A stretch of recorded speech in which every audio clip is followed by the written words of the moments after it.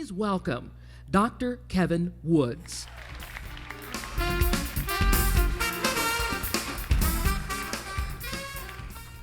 Well, good morning. My name is Kevin Woods, and I have the honor and privilege every day to walk into many of our neighbors' lives as a physician. We all know that when you see a physician, our job is to take data, personal data, sometimes secret data, and analyze it along with non-clinical data, like where you live, how much money you make. And with this, we help make a diagnosis and prescribe a therapy. In the next 10 minutes, I hope to engage you and convince you that your data, your personal data, can help make a difference in Atlanta. That by leveraging untapped data, we can make a better place. Let me have you dream a bit. I want you to look up into the clouds. Do we have answers to our health inequities in Atlanta? In fact, can we use data to heal our communities? Before we answer that question, I want to define for you what is health. The WHO defines health as the state of complete physical, mental, and social well-being, but not merely the absence of disease. This very simple but definitive statement only talks about health in one way, but we know personally we have hopes, fears, family history, and genetics that we cannot control. So we have to ask the question, what are those factors that are around us every day that we can in fact control? For those first responders, nurses, dentists, and also public health officials, we know that these areas that we can measure are called social determinants of health. And that's defined by the WHO as well as the conditions in which people are born, live, grow, to help define a wider set of forces and systems shaping the conditions of their daily life. Well, when we think about all of those factors, can we predict your health? Can I predict your health? Do you think if I learned a little bit about you, I would be able to tell you how long you lived? Well, we believe the answer is yes. But do you know that where you live can predict your health outcomes? Race, sex, where you live, all can be defined. And before we go through this schematic, I'll ask how many people were born in Vermont? Lucky for you. But unfortunately in Georgia, we rank 40 out of 50 in overall ranking for health outcomes. The social determinants of health, in which in the subcategories we also have even lower scores out of the top 50, showing the percentage of high school graduation rates, community environment around poverty for our children, and of course, those unfortunate people in our communities that don't have access to health care or even health insurance. With all of those clinical care factors being put into one, shows us that we're 43 out of 50 in clinical determinants of health. So I have to ask you this question. Do we think about our health in a group or aggregated form? Usually we don't. We ask ourselves these personal questions. What is it about me? What is it about where I live? What is it about my family that will predict how long I'll live? This schematic is one of cardiovascular disease, and it shows just how dynamic and also multifactorial features around our lives actually can predict if we live. So how many people know what your intrauterine conditions were?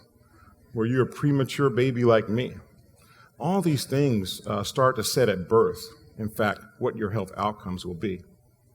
In childhood and then in adulthood, how many people can actually say that your changing working conditions or even the stress in your daily life can actually impact your cardiovascular health? How many people are stressed out today?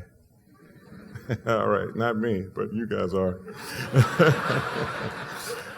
But with that, with old age and all these social determinants of health, we like to really focus on something that we all know too well, the socioeconomic positions that we all understand. These are non-clinical measures, not actually something that comes out in a blood test, but traditionally we've used things like asking questions like, how many years of education do you have? What type of career do you enjoy? And then lastly, how much money did you make in your annual compensation last year? And could you actually survive an economic or social problem in your life by calling on your savings account? These individual and also traditional measures have helped us form those charts that I just showed you, but they're not complete. They're not dynamic. In fact, they're static. And we know that you can make more money, but does that really change your life expectancy or your quality of health?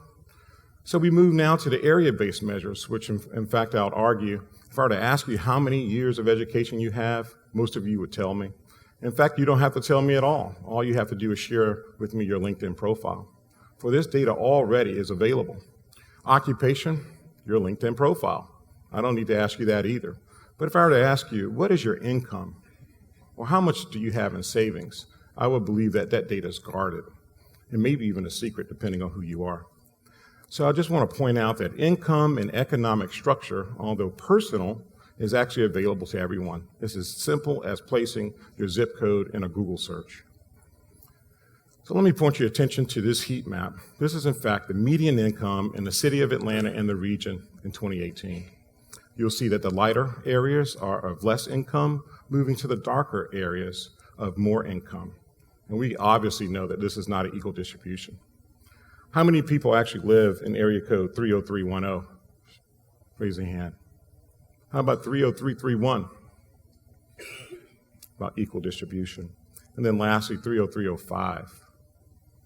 All right, I've predicted all you guys' health. I won't tell you who won't make it today.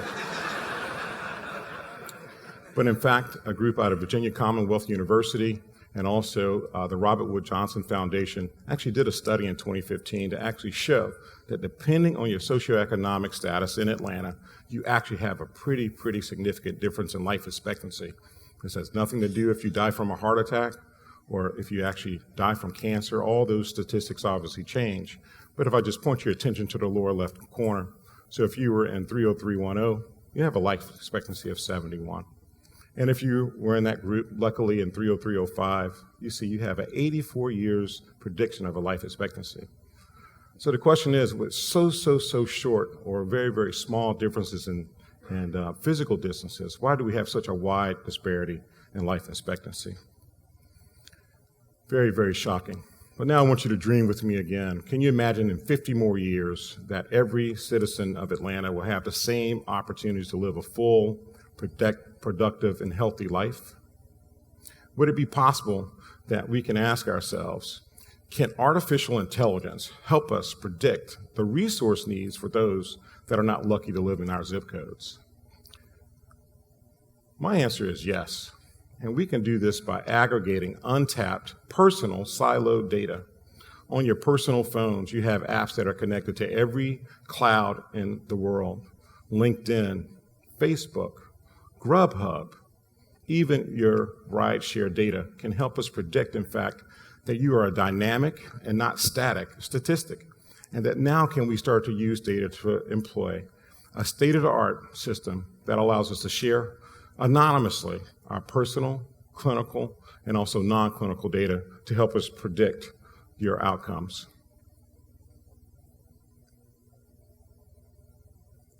But many may ask, what is artificial intelligence? By a show of hands, how many people think artificial intelligence is asking Siri who won the Super Bowl? All right. I didn't watch it, but don't blow it for me. But in fact, very simply, it's a process, a set of rules, followed by computer systems to actually make a prediction or perform a task that normally requires a human. It's really simple. There's three things you should know: an algorithm or process, plus computer systems, aids us in prediction. And so with that said, do you know that we live in one of the most connected places in America? In the city of Atlanta, in a small circle above, up to 96 of households actually have computers, and up to 93% of those households have broadband connections. But we know that is of a static nature. How many people still have landlines? Right. In a digital age now, and in mobile technologies, we are now dynamic. We're moving from one zip code to the other, sometimes, like me, driving from one side of the city to the other. How many people in the room have an Apple Watch? Wow, almost half the room.